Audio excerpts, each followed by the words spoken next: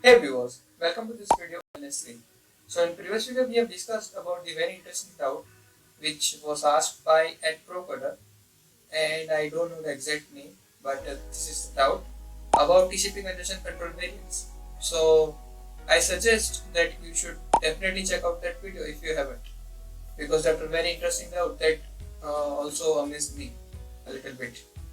So moving forward in today's video, I will be sharing some tips and tricks that will help you to run your programs very easily. So it will be like general topic where we will discuss about some of the things that is in what you can say your bank due to the Linux shell scripts environment. So without wasting much time, let's get started in today's video.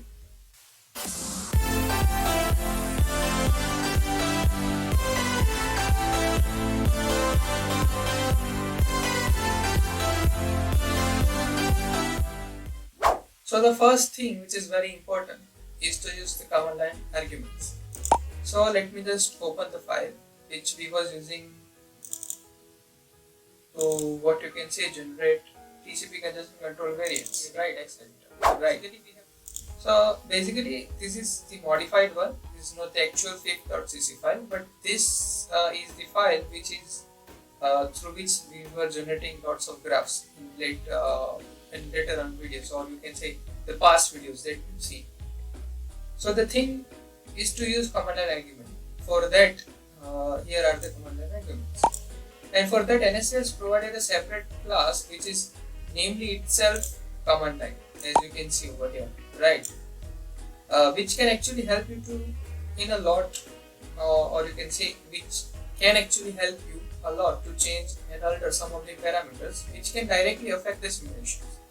So what actually you can do is that you can actually take out those parameters, just like I have took over here, which is malgo, and the purpose of this variable is to map TCP algorithm, or you can say TCP congestion control algorithm. So which directly affects the simulation, because on the basis of that the graphs will you can see drastic change if you just change the one of the value of the TCP congestion control algorithm. So you can actually take out those what you can say parameters, make a list, then map it to a command line variables the way I have to do. So you just need to give it from what you can say command line, and dynamically it can change the parameters. For that we have actually made a separate video, and you can check that out. The link to that video will be in the description box, or you may be you may see it popping on the top right corner on the I button. So moving forward to the next tip, which is second thing, which is to make shell scripts. Let me just open the shell script that I have made. Yeah, these two files. So on top of command line arguments, what you can do, you can actually automate the task to run simulations by actually making shell script that runs what you can say sequence of commands to run that file and collect the data into some specific destination or format that you can use for your ease. Then there is just one catch here, or you can say is that you may be unaware about the commands that you need to use, right? So you can see the script that I have made over there, right? Basically there are several parameters and there are several commands that I have thrown, or you can say that I have wrote over there, right? But what you can see is that you may be unaware about these commands, that how to pass the arguments, how to take the arguments. So for that you need to have a basic knowledge of shell scripts, right? So after that you can make a script like this. So basically let me give you an idea about this script. So there are five what you can say arguments. The first is the path of file, the second is the command line arguments for that file, and the third is file name in which we want to store the data. And you can basically see this command. You may be familiar with this command because we have used this command to collect the data into file. Then we will be using we were using plot and the command, but right now we have been using this cap.plt file. So you can see this file, right? And I'll what you can say explain this file, but first just what you can see understand this file. The fourth argument is file having the actual ratings. File having the actual ratings, that is actually what you can say not let me just rename it, file name for png image, and you can also call it like file output file name, and the fifth parameter is title. So you can see this command. So what we are doing, we are doing is we are using /NS3 run command, then the path of the file, that what file we actually need to run, then what are the arguments that we need to pass inside that file, so that we can what you can say change the parameters that can directly affect the simulation into this file, right? Then the data that is being generated, that we are actually passing inside the file name $3 using these arguments, these options, right? Then what we are doing, we are using GNU plot to plot actually the graph, and this -e option which allows you to pass the command line arguments, or you can say it's general way that they are arguments and they are named arguments. So basically name output, that's the name that we have decided, and we are passing it as $4, the file name from which we want to generate the graphs, right? So that is $3. So basically $3 is a file name inside which we have stored the data, and then there is a title which is fifth argument of this autorun.sh script, right? And that we are passing it to cap.plt file. So now let's just look at this cap.plt file. So what is it? So we are using local variables. So arg1 is the name output, and you can see name output is the actual name that we have passed using -e option, using this GNU plot command, right? Then there is a name file which is also another what you can say argument name, and then there is a title which is stored inside arg3, and that is also what you can say argument name that we have passed inside this command. So what it will do, it will map those values with arg1, arg2 and arg3.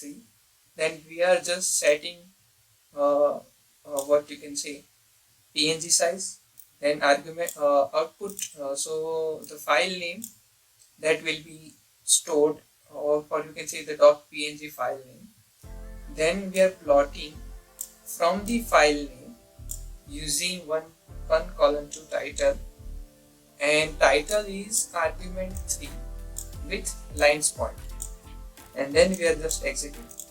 So basically you can run this command, or you can execute this single command. So just compare those things that we were doing in this video. We were using this command first to collect the data inside one of the file. Then we were using this command by manually. So in order to generate what you can say the images of this kind, right? So let me just try and run this file. Let me open it inside terminal, and yeah, I may have used that command, but let's just so what I need to do, let us just write autorun.sh. Then the first parameter is path of the file, which is fifth. Then second parameter is command line arguments. So -m algo tcp pic. Then file name the file name that in which we want to collect the data. Let's say tcp pic.txt. Then file name for the png image. So let's name it tcp pic.png. Then title tcp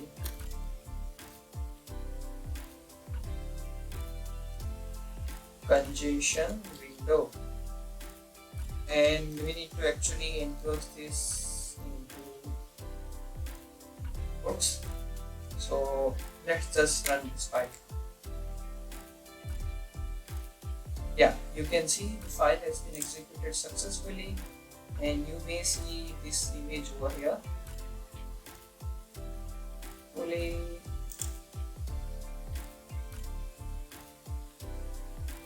yeah, the data is generated, I think, successfully. So now let me just open this file, and you can see that's the magic. So within this one command, you can see the work that has been reduced. So by using this simple command, what you are seeing that you need to run this file with this set of arguments, and whatever the data is generated, you need to collect inside tcp.txt file, which is being generated over here. And after that, you can what you can say, you can make a png file for you with this data. So the output file name should be tcp.png with the title having tcp congestion window. And let me just open. Yeah, you can see tcp congestion window. So you can see the amount of work reduced, right? So that's how you can use the shell scripts to reduce the work, right? And that's the second thing. And what I prefer to do is, that's the third thing, is to make this file execute globally. Like say for an example, if in the Linux, let me just open second terminal, just zoom a little bit.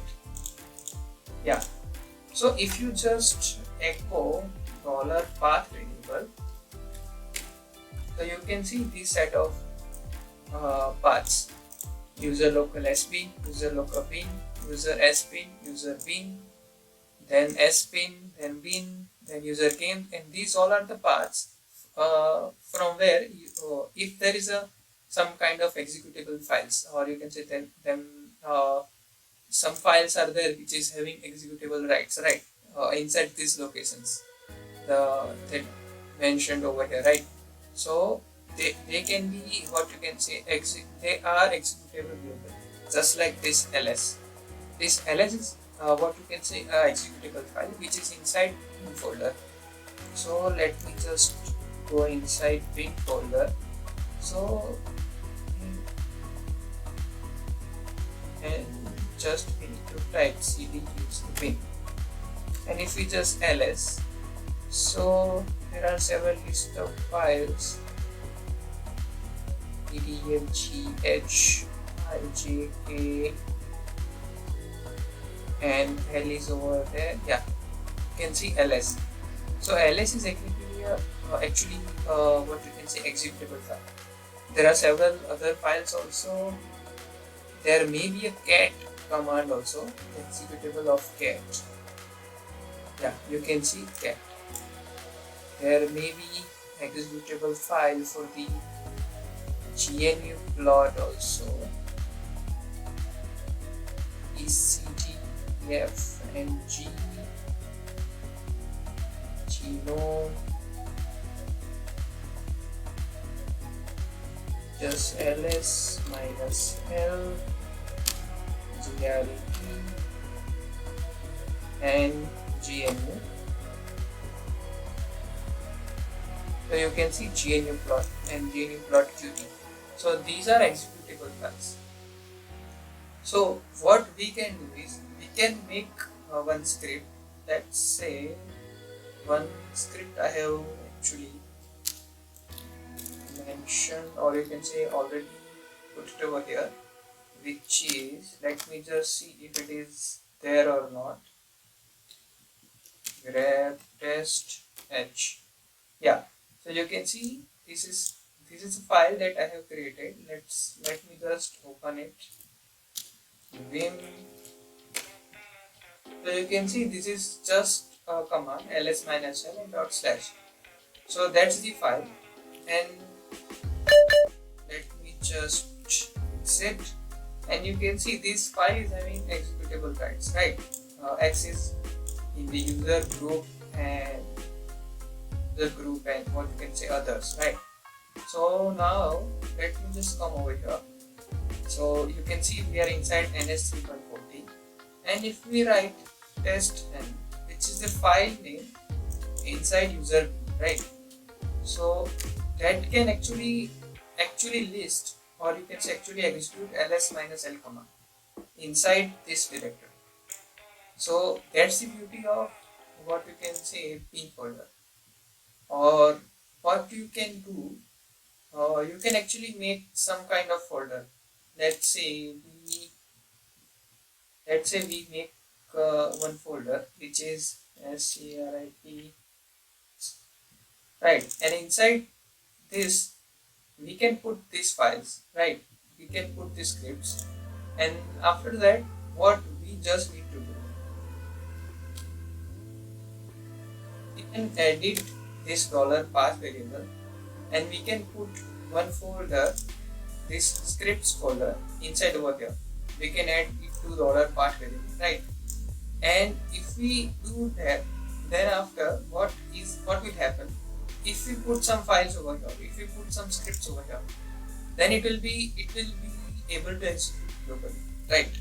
So by doing so, what we can do is wherever we are, we can just from there we can directly give that command the way I have give it over here, and inside that script there may be some commands that can actually simulate or that can actually run some of the files over here from the scratch folder or from the project that you may have built, right? So using that you can actually collect data, you can actually collect these files inside some folder, inside specific locations. You can generate data in some format. So there are lots of things that you can automate by doing this. So remember these three things. The first thing is command line arguments.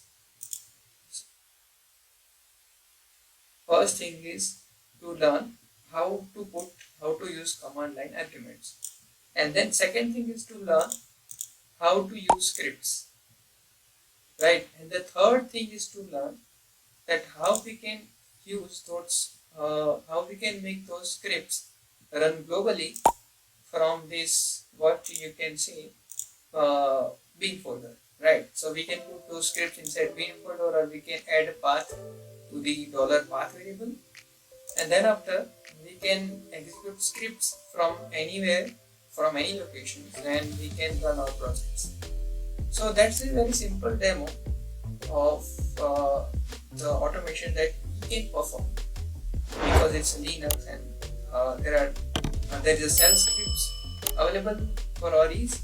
So that's what you can say it for this video, and hope you have got the idea that how you can use for your benefit. And that's it for today's video, and we'll meet in the next video. Till then, keep learning and keep exploring.